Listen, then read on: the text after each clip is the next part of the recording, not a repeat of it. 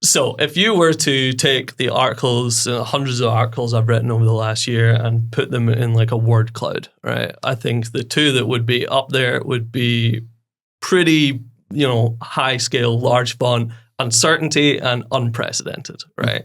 As I've said many times, the European Commission is in addressing decades of kind of competitiveness pressures on European industry. It is really just blow for blow for blow for market participants in terms of this uncertainty, right? Welcome to the Dubrink podcast, where we explore the ins and outs of CBAM. Join us as we dive into the latest strategies and insights to help your business stay ahead. Let's get started.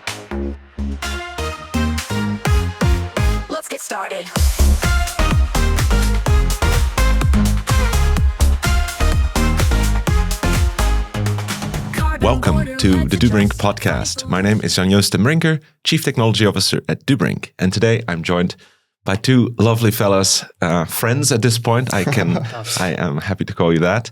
I'm going to ask you to introduce yourself, please. And I think we'll start with you, Mr. Yeah. Well, first of all, thank you very much for having us. It's been a lovely event so far and really looking forward to today's podcast.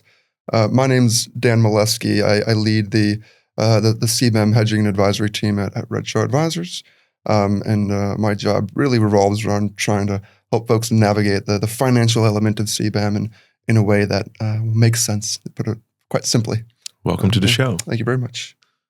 My name is Benjamin Stephen. I'm a journalist at Dow Jones Energy, McCloskey by Opus.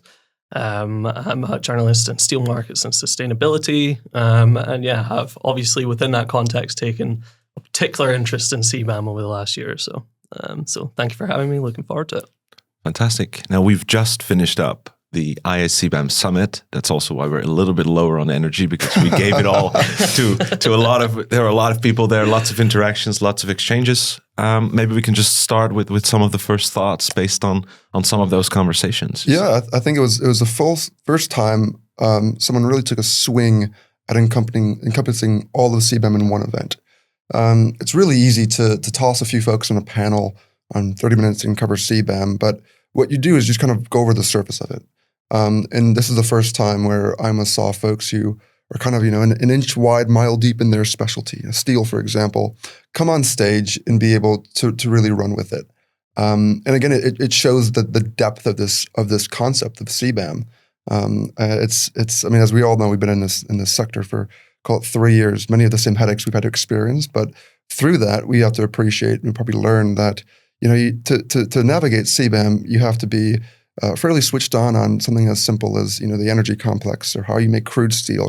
Before this podcast, we're sitting in the room and JJ, you're talking through the idea of various alloys of steel and how they can be created, and taking that all the way to the actual compliance and reporting side and acquiring data. The takeaway I had is it really made me realize just how many disciplines are needed to truly manage this cost and to manage this policy. Benjamin? I can only agree with that, to be honest. I'm coming at this from a journalistic angle. And the way I like to frame that is we are both lucky and, sometimes get a little jealous of the fact that we have absolutely no skin in the game, right? Which is so important with CBAM being essentially such a giant cost driver as it is for these different commodity markets, steel in particular for my case, but also, the kind of principles behind that on a geopolitical level. My background originally is in law, international relations. So the intersection of policy and kind of forward-looking principle on how we want to get the world to where we want it to be against the practicalities of how the world is actually made. I don't think there's a more fascinating venue for that overlap than CBAM.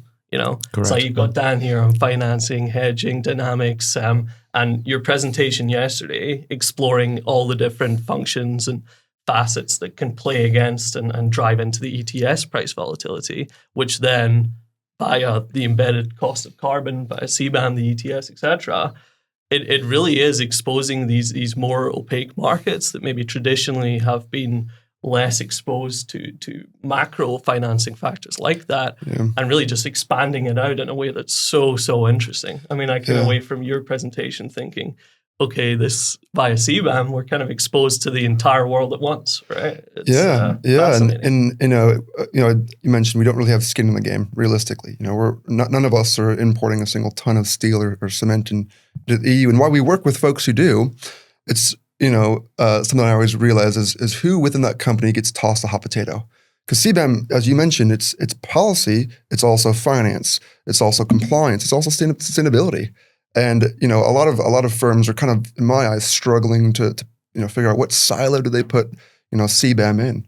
And I think that issue is only compounded because naturally CBAM continues to change, and it takes so many disciplines that in some cases, in some of my clients, they've actually shifted the team. So initially, in the transition period, for example, the responsibility internally was more on the compliance side of some of these organizations, and as they kind of appreciated, wow, this is going to be quite expensive, we saw the actual internal liability shift from the compliance team rather over to procurement and then finally even finance. And so it's not only the evolving of the policy itself, it's also the evolution of how companies are looking at this policy, which is, again, only one more layer of complexity. If they're trying to shift, who needs to be in the room, that institutional knowledge can get lost with someone who, is taken off with CBAM or only tossed on it quite recently. I think that shift from sustainability to finance eventually, that's really something that we've been trying to promote within companies for such a long time, because we always said put it in procurement because it will kind of fit within your existing workflows. CBAM cost, see it as another line item. Yeah. This was also something that was asked yesterday by Rebecca. I believe if people are already adding this to their invoices, if they're, even with the cost uncertainty, if they're passing on these costs to their customers, essentially, I think putting it in your existing procurement workflows makes a lot of sense because it becomes a line item. It exceeds a certain cost threshold. Oh, that needs managerial approval. That needs CFO approval. And I think it's very interesting to see that the market is also adapting to that, and also hearing from the distributors in the room yesterday how they're trying to navigate that. I think that we see it on steel sides all the time. It's, and admittedly, we are going to take a broader view as steel market journalists, myself, steel industry journalist, looking at the industrial decarbonization side.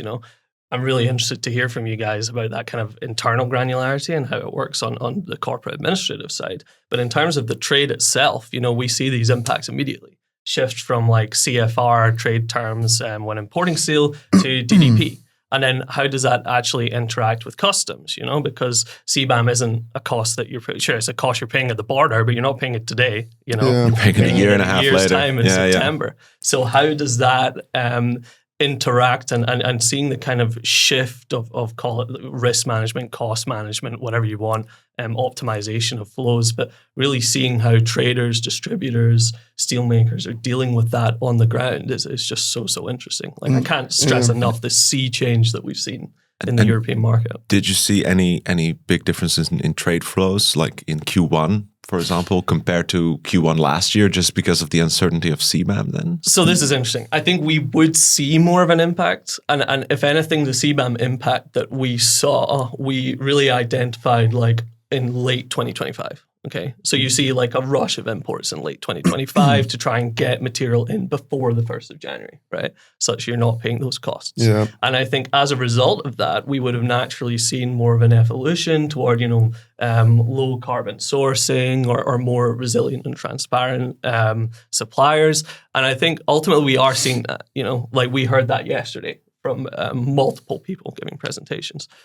The issue is that that's not the only regulation the steel market's got, right? We're getting these new replacement safeguards, right? I can do a little brief on that. We're basically 8 years ago in response to the original, Donald Trump's original tariffs. I don't want to looking at you there. Wasn't me, my friend. Wasn't me. Yeah. Well, you're the American in the room, so. I'm so impartial. Okay. I'm the scapegoat. But we saw safeguards passed under the WTO framework in the EU in response to those 2018 tariffs from Trump. Yeah. And then under WTO rules, you can only have an 8-year period for that safeguard system, which then means if the European Union is looking at its steel market, which over those 8 years, I don't think a person in the market would say conditions have dramatically improved. But when you look at that in context, how can they then continue to shield that market long term? they need to go to the WTO if they're going to operate within this rules-based order to negotiate under Article 28 to rebalance tariff concessions. And, European trade representatives have been in Geneva over the last couple of weeks dynamically negotiating that.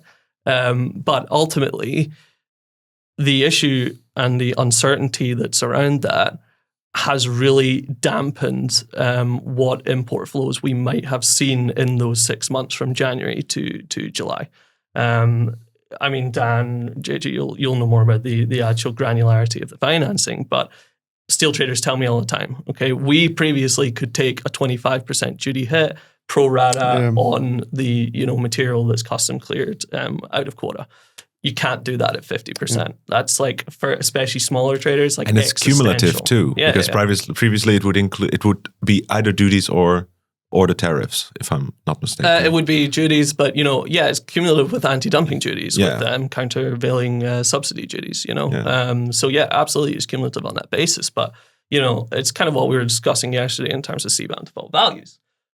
When you're accumulating from a point of, your baseline is already, you're looking at it and thinking, how can I make that work for my bottom line? Then for a lot of people, you just kind of like give up the game a little, right? It's how can you manage it? Just maybe ask you to somehow follow the mic, because when you shift your head, I'm afraid that you're really? talking away from the mic. I know you want to look Dan in the eyes. That's what I love to do as well. Yeah. But I'm afraid that sometimes it might cut the audio. No worries. Well, this is what I like, is folks getting so excited. I mean, it's an interesting topic in itself, and you can see that when folks would really earn kind of the elbows deep into these topics, they can almost, and I do, it's my fault that you light up about it, especially talking to other folks who are, sharing the same, navigational issues of trying to manage, steel trading and cement trading within Europe, exposed to CBAM, of course, but the other headaches, it's an interesting topic.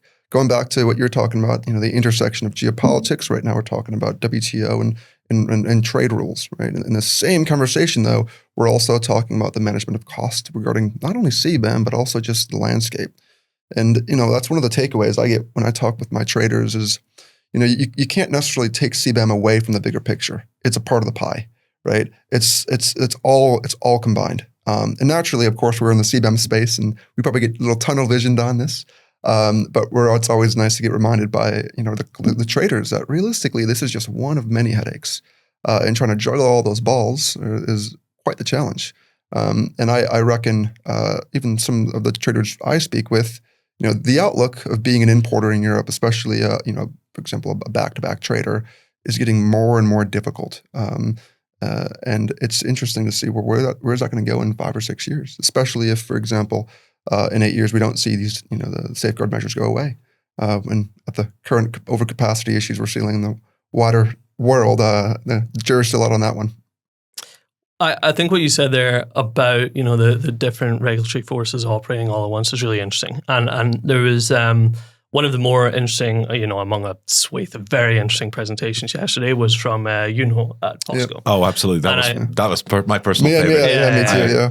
I thought it touched upon all the right things. Really, really interesting. But what I thought was so interesting about it was the levels of acceptance to different regulatory forces. Okay, and should we preface what that presentation was about, perhaps? Of because course, obviously there were a couple of us in the room, but so Yunho Chang from POSCO absolutely spoke about the operator's point of view, and he explained what POSCO, one of the, what was it, 8th largest. He used to be 5th. Yeah. That's how he set the stage. We used to be number 5.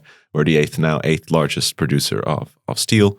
And he shared his perspectives on how they've been getting ready for the EU CBAM in particular, but potentially also UK CBAM and things like that, right? Absolutely, yeah. Bang on. And as within that context, discussing the different regulatory forces, I thought the different levels of permanence in terms of the perception of exporters for those different regulations was very, very interesting. Because, when we're talking about the understanding of the need to protect your different markets, that was described, I think, in more of a temporary sense than CBAM. I think at one point he literally said, CBAM is here to stay. Yep. We see verbatim, that. Yeah. And I think, if you're looking at it in terms of reactivity and proactivity, these trade measures are a reaction to overcapacity, a reaction to the damage against your industry. CBAM is a proactive attempt to try and, one, prevent carbon leakage, but that's within the context of decarbonizing your industry and decarbonizing, the industrial future that we're all gonna live in. I was quite surprised to find out how advanced the Korean ETS is, because that's obviously a market that I'm not familiar with at all. And I believe, just top of my head, there's like 11,000 installations under the EU ETS and 9,000 under the Korean ETS, even though we have 27 member states, So that's a huge contrast, and they're very mature. Yeah. They cover way more greenhouse gases. They have a lot of verification things set up like that. That maturity is very interesting to hear that perspective as well. Yeah, to be fair, the EU has been the gold standard for most of the ETSs. So Turkey, similar note, I believe it was 2017, they looked at the MRV standards that the EU ETS incorporates. And I believe they went, and any installation within Turkey that produces more than, top of my head, I think it's 500,000 tons of Scope 1 thermal emissions was exposed. And as of, I believe 2017, all exposing mean is just go through the MRV systems, which of course is kind of setting the baselines for what you need to do with an EU or an ETS.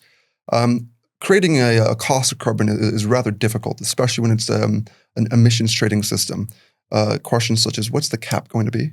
What are the benchmarks going to be? You can't really do that overnight. Even if you're copying the EU's emissions trading system, you need to have kind of your finger on your own pulse of industry. What are they producing? What are their benchmarks? And especially if it comes to various economies. If we look at, for example, India, which is looking at their own relative emissions trading system, one of the issues they're having is, well, their economy is still growing. And so if they incorporated, for example, an absolute cap, that wouldn't necessarily work as simply from a inherent, industrial output perspective. They're still looking at increasing their production and growing. And so, for example, opting for a relative emissions trading system cap might be more suitable. And I'm only just touching the surface level of how these emission trading systems actually work, which going back to, one of the points is, for CBAM, if you're trying to understand CBAM, all of a sudden you need to be an expert on global carbon markets, because Article 9, of course, in the EU CBAM talks about the deduction of cost of carbon paid. And so this is just one example of all these different disciplines and, educational elements that, these large companies kind of require if they want to navigate. And it goes back to, they've only had a few years. The runway is rather short. The EU ETS has had a runway for 20 years. So we've gotten the institutional knowledge within these industrials. We've gotten the hedging. And typically, most of them are, what we call long. So they're sitting on allowances because they've had the time to grow up those positions. Most of them are already begun, decarbonizing, and often a lot of them have the ability to get subsidization via things like the Innovation Fund. But for CBAM, we have all these importers who are really just looking at this cost now. And it's going to take a while. Some of these don't even know that there was an emission trading system for the most part. Yeah. Do you ever think we're going to have a globally harmonized emission trading system? Ooh, I've been asked that question, I think, twice in the last 10 days. It lasted 12 minutes. Yeah, I know, right? To a degree, that is what the UN has set out a few times to do. First with CDM, Clean Development Mechanism, and now more recently with Article 6, trying to incorporate more of a global carbon market element. Now, not necessarily cost of carbon, but it's in the same neighborhood of having a carbon market. When we look at having a global cost of carbon, that's a very difficult bill to set out. Every country is going to have their own priorities. And more importantly, every country has its own way industry works. So if I look at, for example, the emissions within Germany, they peaked, I believe, in the 80s. But if I look at a growing economy that is, continuing to industrialize, their emissions might not peak for, maybe 10, 15 more years. Who knows? And so trying to incorporate a very broad cost of carbon is going to be rather difficult. Even if I look in the EU ETS, the way a cost of carbon works on, let's say, cement and steel and aluminium is very different. If I look at, for example, how EU power incorporates cost of carbon, it's very different than, for example, how an EU steel manufacturer would. Not only because of different exposure levels, right? Power has no free allocation, but simply because of the economics of how they operate.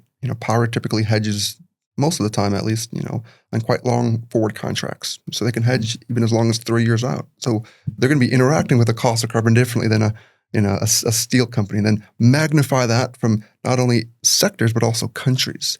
And you kind of get to start understanding the idea of incorporating a global cost of carbon is quite the task. Now I'm very much an optimist, and I think the CBAM is, hopefully incentivizing that to happen one day, right? If every country has a cost of carbon, there's no need for a CBAM. How do we get there? Well, hopefully the CBAM can be one of the mechanisms and incentives to get there. But from a global cost of carbon perspective, I don't think there's going to be anything, at least in the near term, that would be robust enough to equal the EU ETS. But in the long term, of course, I'm hopeful for that.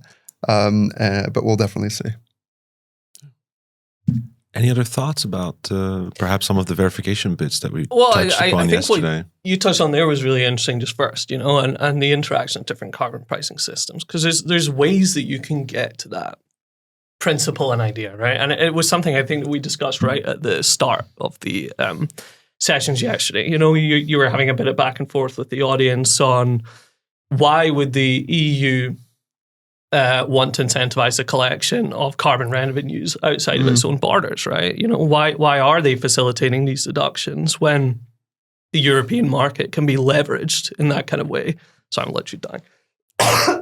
That's all right. You want some water? I literally got some. Thanks. Yeah, I have more water.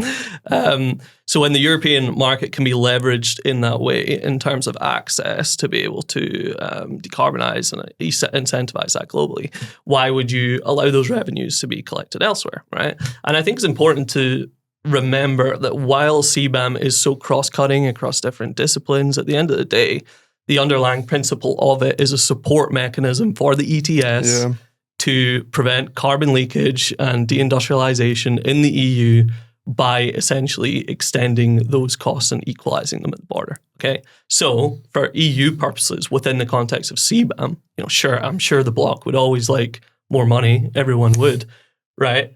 But at the end of the day, if you equalize that carbon cost and how much of a kind of percentage it is within the share of carbon production costs that generate this competitiveness crisis, as it's so called in Europe at the moment, if you equalize that, that's one kind of block out the way in terms of reaching a level playing field, as it's so often called in these kind of communications. Yeah. I always think one of the added issues that CBAM intrinsically is going to have is electricity. So the way the power grid works in the EU is quite interesting. Naturally, because power installations are fully exposed to the cost of carbon, they have no free allocation. They have to bake that cost of carbon into the power they sell. And especially if you're a gas or lignite or coal-fired installation, that cost of carbon can actually be somewhat material. And furthermore, adding on that topic, the way the EU power works is we have it's called the merit order. And so the marginal cost of carbon is typically going to set the power cost of, for example, that country. And so if I look at, for example, Italy, Italy typically has gas setting the cost of power. Now, because gas is passing on that cost of carbon, we do see significantly higher electricity costs for example, your Italian industrials via carbon. And so that's, for example, why we see a lot of indirect cost compensation within the EU. But adding to that challenge, if we try and take that mindset and apply it to CBAM, it's going to be quite difficult to one day incorporate indirect emissions within the regime. And if we're not incorporating indirect emissions within the regime, that also kind of creates some difficulties when it comes to the comparison and level playing field of it. Take, of course, aluminium, very electro-intensive. Right now, there's no indirect emissions for aluminium. But if that were ever to change, which potentially is an objective for the EU, they'd really have to take a look at their power sector, because then the aluminium would be potentially at a disadvantage because they're paying for almost two costs of carbon, right? One for their actual Scope 1 emissions via the EU ETS, and then the other cost of carbon is actually baked in the power prices that they're procuring from. And that creates all these hurdles, right? And so going back to the initial point of the complexity behind CBAM, all of a sudden, if you want to start to manage and understand how CBAM might change, you got to figure out how the power sector works, how power is priced within Europe. And this is, I'd say, the biggest issue my clients have. It's not that they're not sophisticated. They're just looking at a lot of information that they have to digest in a very short amount of time. I mean, we could probably among all the other responsibilities exactly. they have. They have a day job. Exactly. They still have to purchase and sell and market and do all these other activities. Yeah, and so that's one of the if not the issue, one of the issues with a lot of the SMEs we work with is there's not much institutional knowledge on these really niche elements of not just how to comply with CBAM, but how CBAM is going to expand, how the pricing element of CBAM works. What are the geopolitical elements and responses of CBAM, and how is that going to impact their supply chain? We could keep going down that rabbit hole there, and you start to realize, goodness gracious, this goes deep. Going back to why I felt the event yesterday was so beneficial, is because we were kind of covering all of those different elements, which really showed just how many disciplinaries needed to manage it. Yeah, I mean, it's so easy, especially for me to forget that within, the CBAM bubble, and especially, the prospective journalists within that. Like, I chose to go to law school. I chose to study international relations. These things are what I'm interested in anyway. The interaction with commodities markets is fascinating to me, but fundamentally, it's what I went to school for, right? It is pursuing my interest within that, and it is literally my job to do so. It is kind of aligns all very well for me. But if you're a steel trader that, didn't spend 4 years reading contracts and legislations endlessly, didn't have to go through this kind of research into WTO, multilateral frameworks, how geopolitics affects different things. And then suddenly, your commodity and how it trades, you're a real expert in that. But suddenly you're exposed to the entire world via carbon prices and how that interacts. And, even things like the free trade agreements that the EU is agreeing in terms of, its bilateralism and this kind of new world of trade that we're in now. There's provisions in there, for example, the EU-India FTA saying, okay, we're going to work with India to help them realize and revise a new default value set that's more representative of their own industry.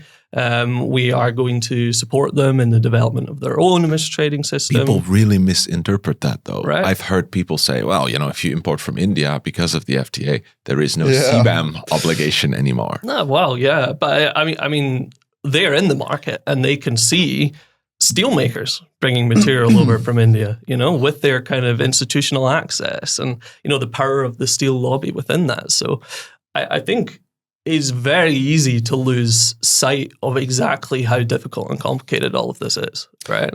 And expensive. Yes. And exactly. very expensive. Yeah.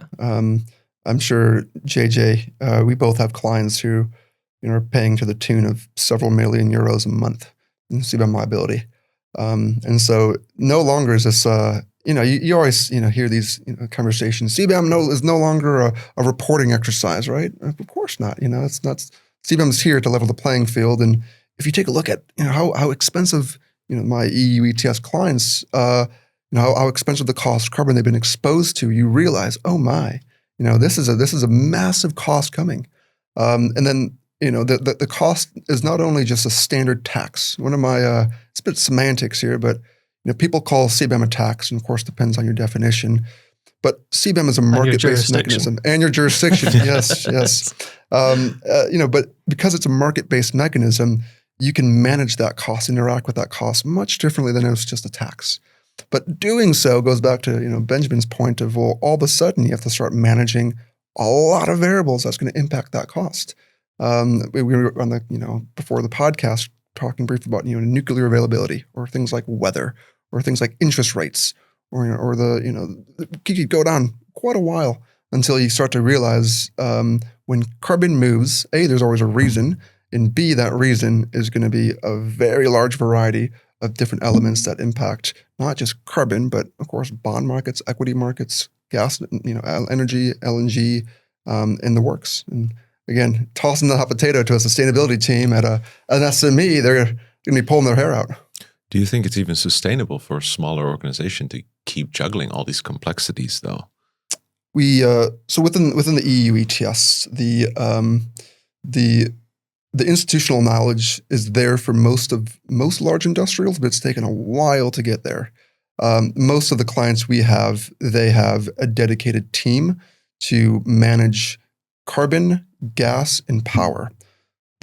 Typically, I don't work with sustainability. We typically work with traders in the finance department because most of the clients, they see carbon in the same lens that they see power, gas, and other commodity exposure, which is managed by knowledge and plan. And typically that's going to be something that is not going to happen overnight.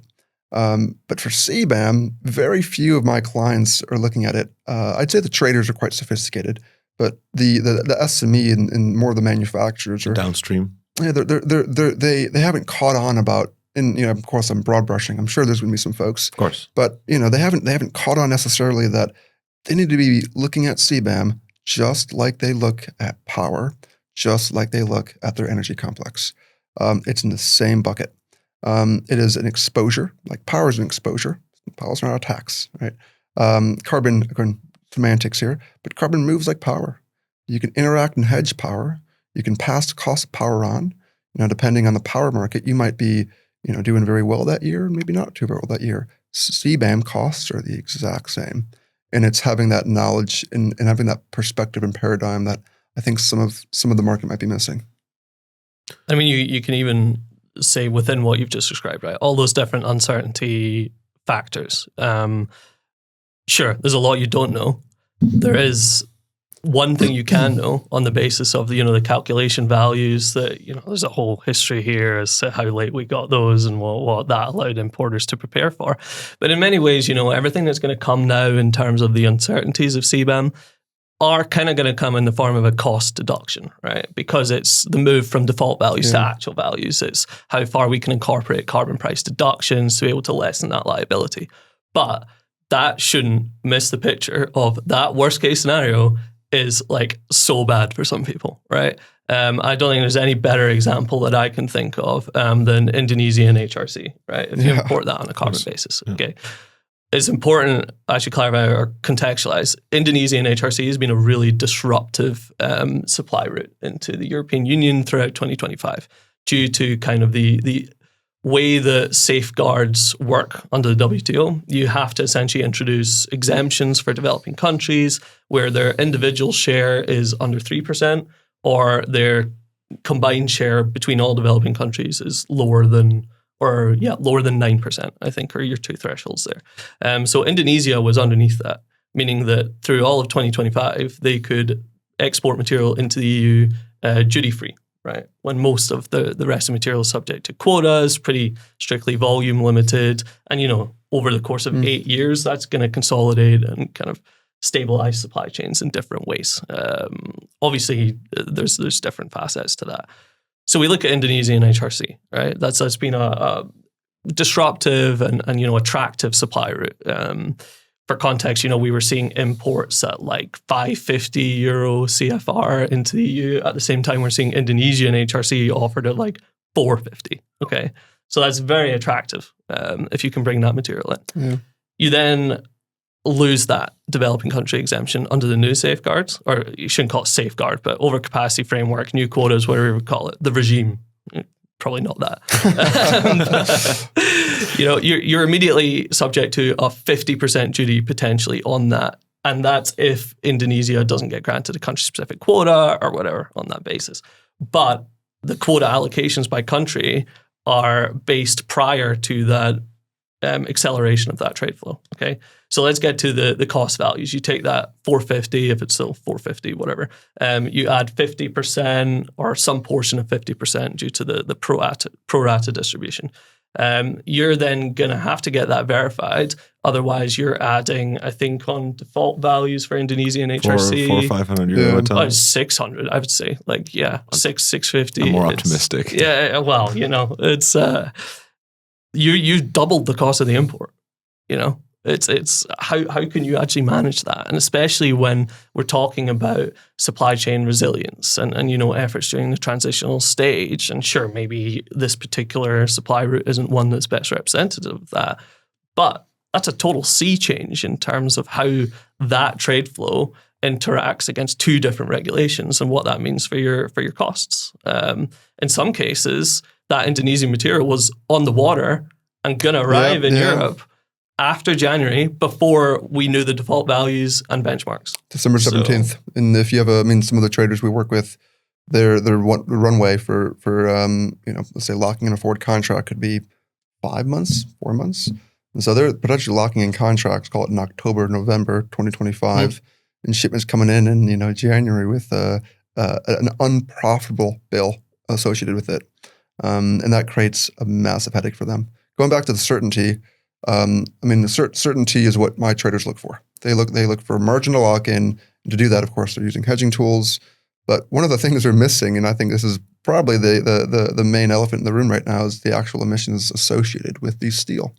And if you can't give certainty on actual emissions, it really, really messes with the strategies of some of these traders. The back-to-back trading business is in truth a fairly simple idea, right? You find a profitable trade, you lock the costs in, and you move on.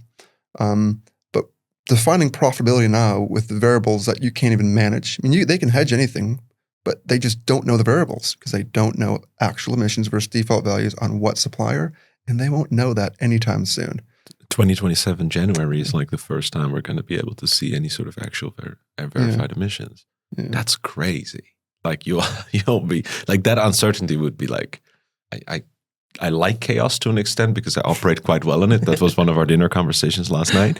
But this is a kind of risk that you cannot properly manage. Let's say I was going to buy a home. I got a great price on a home. I can afford it. Oh wait, but actually, I don't know what the service charge is going to be. Whatever that variable is until I move in. Do I take that risk or not? Now the issue with CBAM is the spread on that. For this analogy, that service charge is incredible. It's like half the house price or something like that in some crazy cases. How would the market approach that?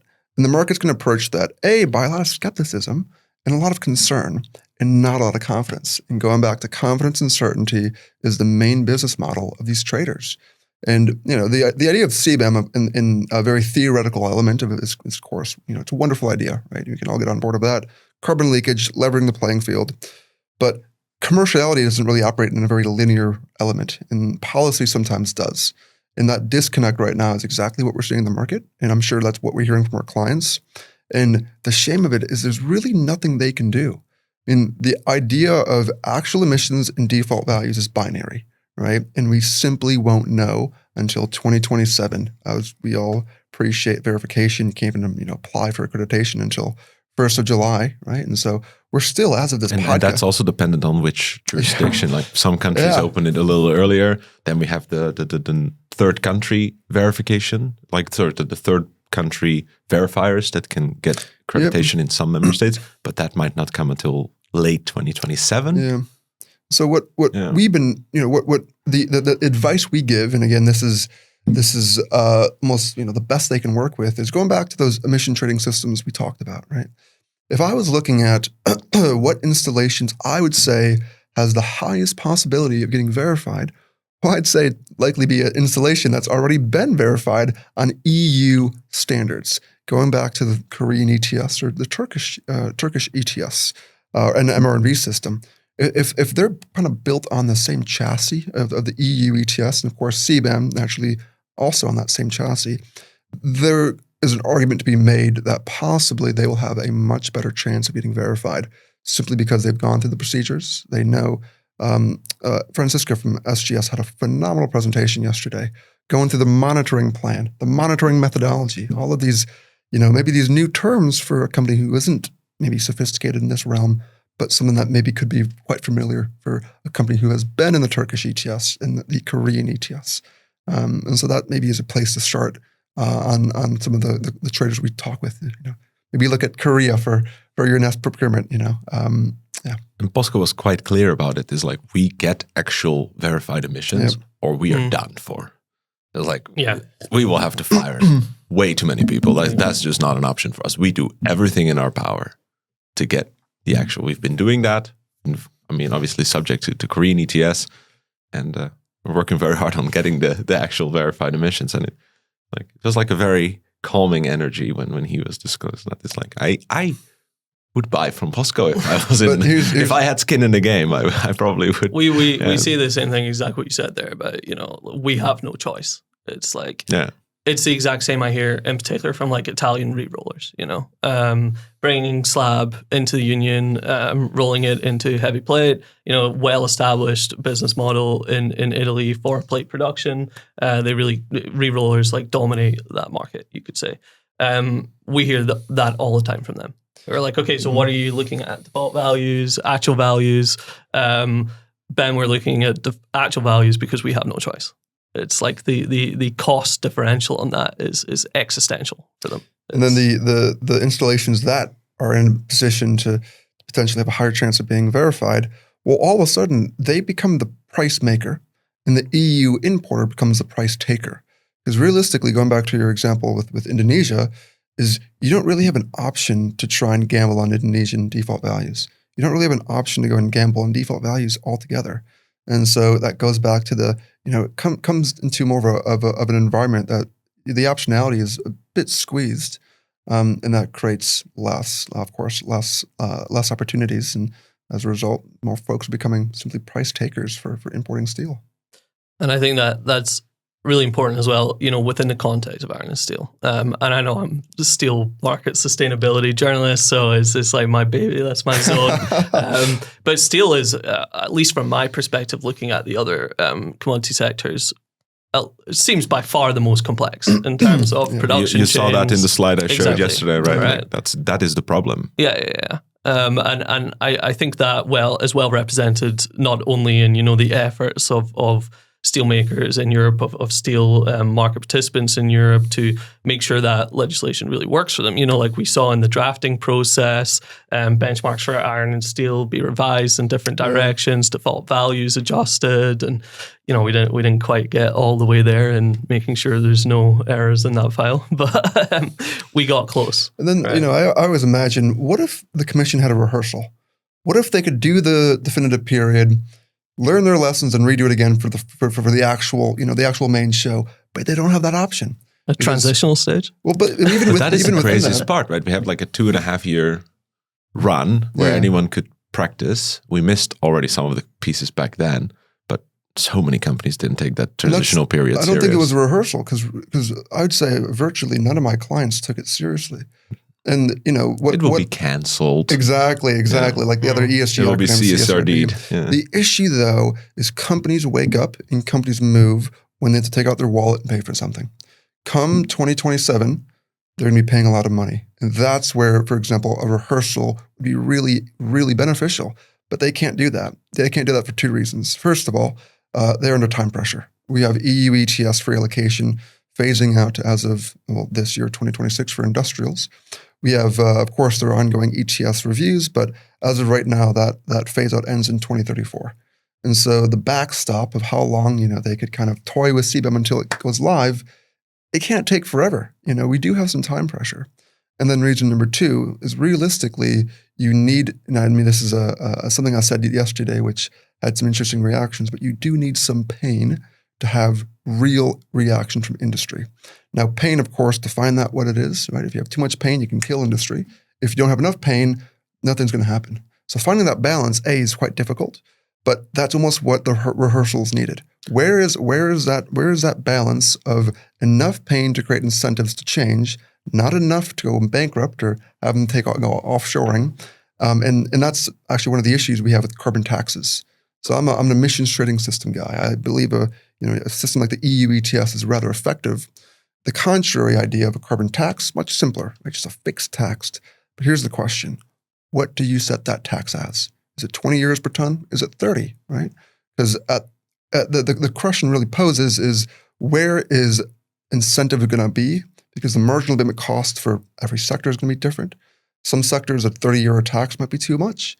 Most are going to say it's not enough, depending on where they are in their decarbonization story. And so it goes back to CBAM is, this is really the first time we're going to see it live, and it's going to be really expensive, and most companies haven't really had a chance to rehearse it. I think that's a really good point. And that rehearsal aspect, I would even just, broaden that out and just call it time, right?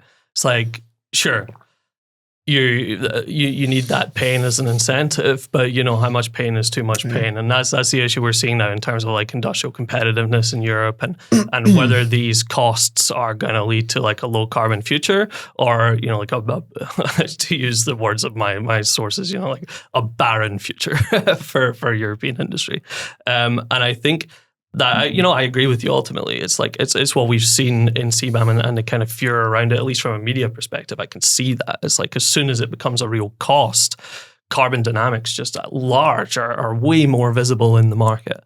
But the way I would kind of frame that from the perspective of, say, like an industrial producer within the EU versus like an importer is if you've been feeling that pain for 20 years, you're going to get a lot more used to it than if suddenly you're just having to absorb all this world and the history of it. And also, the fact that the ETS is mirrored fundamentally in CBAM, but the importers haven't necessarily had the same degree of influence or access and how to make that work for them. Yep. So I think we look at this in terms of principle. I totally agree with you, right? I don't want to retire to Atlantis. I would quite like to, have a future that looks good in a kind of carbon sense. Like some of the things we read around climate change are really scary, but also we do need to protect industries in this changing geopolitical climate. It's important for national security. It's important for even just the tractability and the value that people feel within societies. Absolutely. That's actually one of the issues, and I want to take a step back here. I said something earlier, which is we can't see CBAM alone.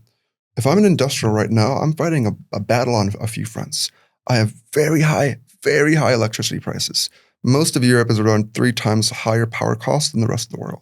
Stacked on top of that, my feedstock, my gas is incredibly expensive. I mean, a good example of this is BASF 2021.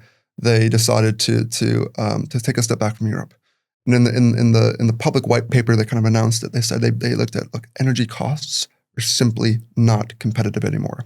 And so if we are going back to 2005 again, when the EU ETS was designed, when we had a healthy industry, when we were still exporting, having a carbon cost then is understandable, but we face an inherent different landscape. And so as wonderful, let's go and talk about pain for carbon. We're adding to a lot of pain right now. We can talk about the capacity utilization of most of European industry. It's again, depending on who we're talking about, it could be looking quite bleak. And as a result of that, as much as CBAM does create pain and incentive, goes back to that point earlier, which is how much pain until it's too much. And sadly, it's a very niche and opaque question for each sector, for each production process, for each business model. If we look at some of the fertilizer companies, a good amount of fertilizer companies are set up to be exporters, right? Fertilizer is a very cyclical business as of agriculture seasons. And so we'll see some fertilizer companies kind of sit right near a port, in Spain, for example. And they're typically used to exporting their fertilizer, right? And so their business model intrinsically will be a lot different than, let's say, a domestic fertilizer producer for the European market. And as a result, incorporating a cost of carbon kind of blanket on that is going to be difficult. How much is too pain? Well, pain is going to be depending on all those variables I mentioned. On the side of pain, I want to touch upon cash flow squeeze, perhaps, because we spoke yesterday at length about companies building accruals, building up enough cash reserves so that they can eventually pay for CBAM. But one of these things is also the certificate holding requirement, which is essentially based on 50% of the expected emissions, or the ones that you have reported in the preceding period, or default values. And for the first time we'll have to do this. This is going to be 2027, but then there is no prior report. So this is going to basically imply, at least if I'm understanding the legislation as it is today, that you will have to have a 50% holding requirement against default values. Absolutely, yeah. That's your binary. You're doing it on the default values, or you're doing it on the certificates you surrendered the year before. But which we also in said January that 2027. We also said that if you import hot rolled coil from Indonesia, working with defaults is impossible. Yeah. So can you hold 50% of defaults from Indonesia? The working capital expenditure for CBAM is significant. And that's a phenomenal point. going back to this point I mentioned earlier, which is policy can be seen very linear. An idea of having a threshold to have CBAM certificates can be understood as a fairly pragmatic understanding from the commission. But practically looking at this, and I think, Benjamin, you made a very good point about this, defaults can easily be 2 to 4 times the cost of actual emissions. And I'm sure, this is a broad brush statement here, but who's having a few million euros of working capital just laying around? The issue we have is a lot of the customers we work with are very sophisticated. And so if they go to the board and they say, I need 4 million euros to comply with CBAM, and that money just has to be kind of held in the CBAM register, we'll get it back, don't worry. But they're going to be looking at interest rates and inflation. They're not looking at 4 million euros because they're going to put 4 million euros today. That's giving up working capital. But when they receive it in, let's say, 9 months from now, that's no longer 4 million euros because of inflation. The inherent value of it has been changed. And so they're not happy with this. Again, commercial and commerce works very differently than how policy is going to be operated. And these are just some of the headaches that these companies have. And again, they have a very small runway to figure this out. And it's kind of a perfect storm, actually. Going back to your last point too, and then top all of that off with tariffs. Not tariffs, I mean safeguard measures. It's a tough time to be a trader. Regime. The regime. There we go. Come on, guys, you can't say that. I'm not being responsible for that. But it's important as well. Like this, I think, really demonstrates as well why it's so important to be following things granularly and in detail, right? Because at the end of the day, I'm speaking to traders this week and they're phoning me and they're saying this 50% coverage requirement, like this is insane. How are we going to be able to cover that on a working capital basis? And, saying we are going to prepare to, come to the commission. We're going to try and tackle this. Remember, in context, if we zoom back, that used to be 80%. Yeah, that's absolutely insane. They've already made an adjustment in their eyes for the practicalities of industry. And there's votes, I think, in the very near term about the downstream extension proposals. And people are saying to me, okay, well, can we have some opportunity here to reduce that 50%? And sure, possibly by amendment to the original legislation, but these are separate things, separate regulations. The extension proposal and the base regulation itself, which contains that 50% requirement, that's law already. And keep in mind that this holding requirement falls on the declarant. That means in the case of an importer, direct representation, it would indeed be the importer. But if you are an indirect representative, potentially doing that for producers that are non-EU producers that import on DDP basis, that holding requirement goes across all your clients, all your importers. Yeah. So you're potentially talking, 10, 15 importers against default values from countries like Indonesia, from wherever. Yeah. And there's supply chain consistency elements to this as well. Because, if we zoom out, we go 2028 or zoom forward, we zoom in some way. Okay. We get to 2028 and we're considering that 50% coverage requirement again. Okay, we've surrendered certificates the year before, but you're only allowed to meet that holding requirement on the basis of certificates surrendered the year before, where that matches on CN code and origin. Correct. So, speaking to traders this week and asking them to try and gauge, what does that mean about your nimbleness and agility within the market to find new sourcing decisions, to bring new material into Union from different angles. And they say it's not even something that we can really think about at the moment, We don't even know how much steel is going to be allowed into the Union from different origins. So sure, we can look at default value costs and what that means for low carbon sourcing. But at the same time, you've got acknowledgement within FTAs and communications that there is ways to make those default values more representative. So what are you as an importer actually relying on here? In many ways, a lot of the responsibility and the ways to actually mitigate your liability has been passed outside of the borders of your business and jurisdiction, but also what you actually have to work with is very much the worst case at all times. What can you actually do yourself? You just have to meet these requirements to jump through these hoops, if you want to call it that. But that is the pain. Just work with what you've got, right? Yeah, we had a conversation with a trader of mine. So if I'm a trader, I have kind of 3 ways to buy my commodity. I can procure on a spot basis, cash up front.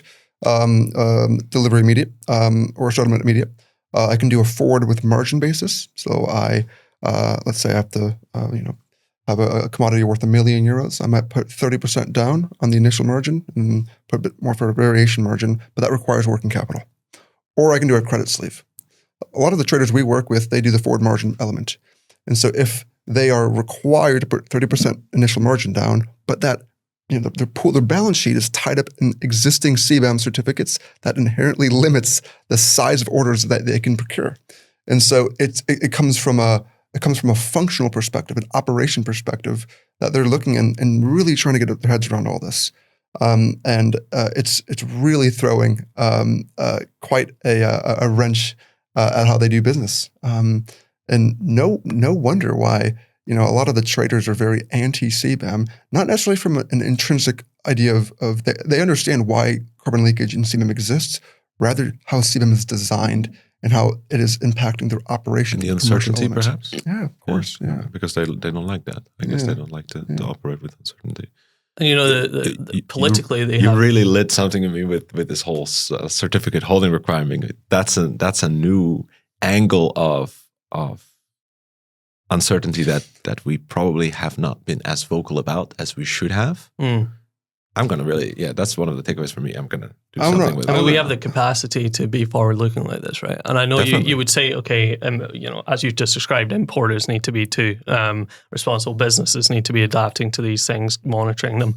But at the same time, they also need to do business, They're not writing my stories and trying to provide what value I can in terms of insight for these markets. At the end of the day, I couldn't do that if they weren't doing the business, right? Which then means that it's a real time pressure, cost pressure. There's so many angles to this that make things difficult. What's your kind of view? Like, do you think?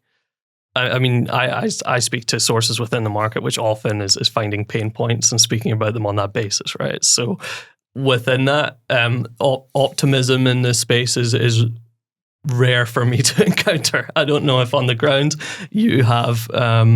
With your clients, a better kind of visibility of it. What I'm interested to hear, in a practical sense, do you see this as moving forward? I would at least say understanding of CBAM is getting better. The fact that we can be discussing these forward elements assumes a baseline of knowledge of CBAM that I think is higher than it used to be. And the event yesterday was a good demonstration. I do have to say that some of the questions that I saw in the audience do highlight to me that CBAM is not universally understood to the same degree. No, don't get me wrong. Yeah. Right? Like they're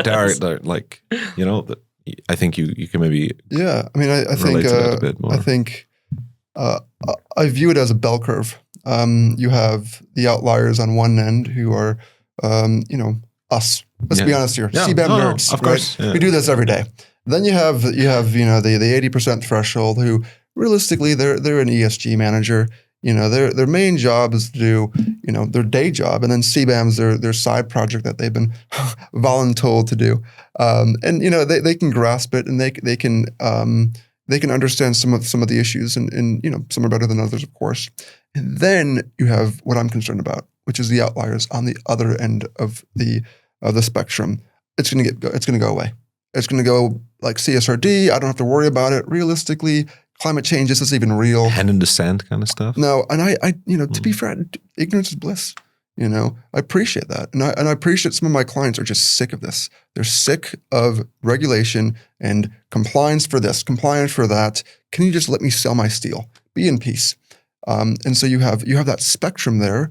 And within that also forces companies to almost view CBAM intrinsically on how they view, for example, these water topics. I hate complexity. I hate regulation. I hate CBAM. I might not spend as much time as I should in webinars, on a podcast. How many folks are listening right now where realistically, maybe 1/3 of what we're saying is going over their head, but they're trying to listen. They're trying to take notes and say, what was Stephen Benjamin talking about with what was called safeguard measures? Or how many folks have switched off? And I don't blame them. We've been here, I'd say all of us, at least 2 to 3 years in the CBAM nightmare, right?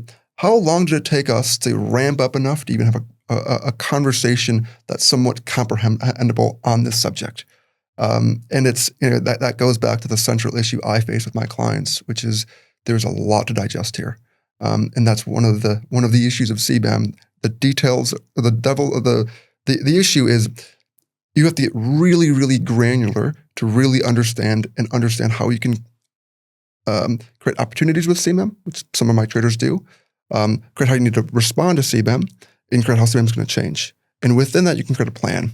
But to do that, you need to spend a lot of time on it. And can you imagine the downstream expansion, though? Like, there's no transitional period. You come in 2 years into the definitive period. There's basically 5 years of history, and you have never, ever been exposed to anything like carbon pricing.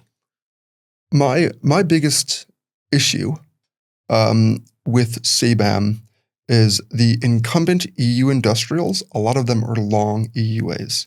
So they do not, and I'm not going to say who they are. Some of our clients do not have to buy a single EU allowance well into the 2030s because they have had the time to hedge at a lower price. They've had the time to understand how the market works. And in some cases, they were over-allocated allowances to begin with. Now, if we're going to level the playing field, do we need to level that? Because, of course, we have the same structure, the same objectives, the same compliance, the same purchasing, CBAM certificates, of course, mirroring the EUA. But the Turkish cement producer didn't have a chance to buy an EUA in 2019 or in 2016 when it was floating around, sub 40, right? The EU industrial did. And some of the very clever EU industrials have done very well.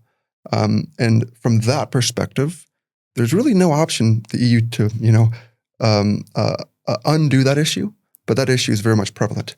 And so that's an added layer of complexity, which is the underlying not only sophistication, but also balance sheet that's been exposed to carbon that's going into this new 2027, 2028, 2029. How industrials in Europe could potentially price their commodities will be impacted on that. They might not need to have to buy an EUA at 90 euros because they bought it at 60, a year or two ago, while your CBAM certificate importers are going to have to buy whatever it is. No. And I would just say on that as well, that's absolutely true, but not true necessarily of everyone in the market, right? As well, and that's why this politicization. Those are the outliers, though. Yeah, good point. The bell curve, yeah, you're right. Yeah. But they do exist, and if you can make that argument, then the arguments of like fairness and principle around CBAM are tested. And ultimately, with things like this, principle and fairness can only go so far when it meets the practicalities of industry.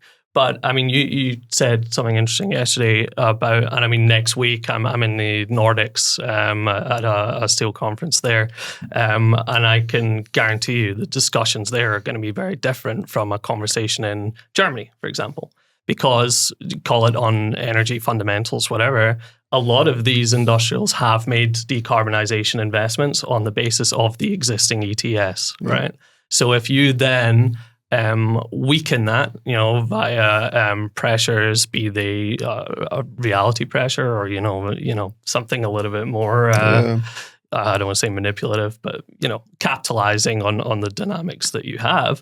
How do you balance that in terms of fairness? So I want to say, I'm actually not going to say the company because I might butcher it. It was a CEO of one of the largest EU industrials.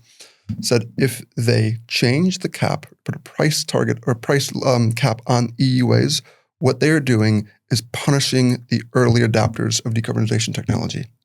And what kind of precedent does that set? Another one of my clients, we were in a boardroom with them, and the board is very frustrated at Europe in itself because one of the chairmen said, how are we able to invest in a market that is not predictable? And if you change the EU ETS, you change that predictability. And the business case for these decarbonization investments, a lot of them are solely based on an EUA price that's going to attain a profitable end result. Changing that is going to be very upsetting for some. And you have 20 years of worked up investment, billions and billions and billions of euros, that's almost dependent on a business case to arrive via a high cost of carbon. One of the highlights personally for my job is every once in a while we'll get approached by some startup or something like that, and they've invested some really interesting piece of technology that can decarbonize clinker or something like that. And what we find is the only reason they exist is because of the EU ETS. I ended my panel yesterday. The last question from Allied Group, Ebby, he said, what do you think the impact that the CBAM is going to really create? And my response is it's going to further incentivize technology for decarbonization. But if you take the EU ETS away, if you pull back on this carbon pricing, what is that going to do to confidence moving forward on anyone who ever wants to invest in decarbonization for a business case? That's what you're playing with fire with. And that's one of the issues the Commission has. And these assessments are being made on the exporter side as well. But now, it's just what we heard yesterday in different presentations. Okay, they're making these assessments on the basis of how much do I sell to the European market? How much can I gauge my export is worth in that? What are the compliance costs of me meeting the CBAM requirement? And is it actually even profitable to me to make that effort on that export volume? So when you're doing that against uncertain and volatile costs, I would imagine if I was an exporter, any volatility I'm going to assume is cumulative on top of that as a kind of assumed cost, right? Dealing with that as a cost in and of itself. So while exporters are dynamically making these assessments, as at least in the steel market, the regulatory environment is actively being rewritten. It's, how can you assess that?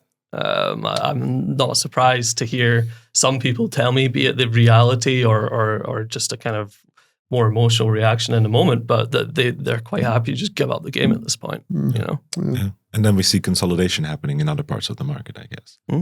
Now we're coming towards the end. There is, without giving any sort of financial advice, we spoke about many different aspects of, the downstream expansion. Perhaps are there any, perhaps recommendations that you could give to companies that are about to be subject to CBAM or potentially are already subject to CBAM today, and just are facing this kind of uncertainty? And I guess you might also have interesting perspectives to share from yesterday's conversation or some of the things that you hear from the traders that you interview. Yeah, I mean, absolutely. I'm happy to go first. I think ultimately all I can say from understanding CBAM from my perspective over the last few years is how important, the conversations that we've had prior to this are in terms of collaborating and kind of engendering understanding via testing your knowledge against other people. That doesn't necessarily have to be bilateral. You can test that just by engaging with the regulation, making sure you're revising stuff, reading the news. I'll admit in some cases, especially around the ETS, the politicization and sophistication of it, often, news can cloud that. But I would just say be as dynamic as you can in understanding how these regulations might impact you in terms of worst case to golden path, you could say. But yeah, just the collaboration and events like, the IEC BAM event I was lucky enough to chair yesterday are so important, I think, in engendering that collaborative understanding. And I'm an impartial journalist, so I'll say no more than that. I'd say, to be very targeted to our audience, if you've gotten this far in the podcast, you're likely already on the right trail. The folks who I'm worried about, my company's worried about, going back to that bell curve, are the outliers on the other end. The ones who have the ones who have their head in the sand. Yeah. If I had one piece of advice, is to get as far as possible on the bell curve to the ones who are sophisticated. So for this podcast, anyone who's watching, you're on that right track. If you made it this far, and sure, some of the stuff we've talked about might have gone over your head, but you made it this far. You haven't given up. You haven't pressed the pause button and walked away. And that's more what we need. We need people to, and to be fair, the market is going in this direction completely. But it's going back to that one element of the outliers who might not. And those are the ones in my eyes, who are most exposed. I was a big believer in, knowledge is more valuable than silver and gold. Get knowledgeable on CBAM. Get knowledgeable on EU ETS and carbon cost, and more than anything, what the features of this is going to look like. Take a training on CBAM or something. Talk to CBAM. Yeah, tell us, JJ, you got to respond to that one. Of course, yeah. Well, I think you summed it up very nicely in the panel yesterday, because someone asked you, should I jump on the financial instrument wagon right now? And you actually said, well, no, I think you should get your ducks in a row. You should get compliance solved first, and maybe at the final station. The train analogy. You have 3 stops. First stop, comply and report. Get your ducks in a row. Get the Second verification stop, solved. go to verification. And then if you still have some fuel left, if you're still interested, come have a chat. But make sure you get those first 2 priorities done. Yeah. And I think that sums it up, right? I think. Yeah, I mean, the one takeaway I think I took from all the different preparatory mechanisms that are available, be that on the verification side, be that on the exporter participation side, transparency, is get moving. It's like we're hearing all about how this is a real cost now, and the amount of preparation and infrastructure that's around CBAM reporting, CBAM costs, and assessing that, be as proactive as possible. Yeah. Fantastic, Benjamin. Thank you very much for being here, Dan. Much appreciated. It's not that often that we meet in Prague, but it was an absolute pleasure to be here yesterday with you guys, having dinner, drinks, and a great conference. And of course, this podcast was an absolute pleasure. Well, thanks to the host with the most, my friend. Thank you very much for having us on. Thank you very much. Cheers. Thank you. CBAM is here, come and see. Dubrink's insights set you free with clear solutions, tried and true. Gain the edge, we'll guide you through.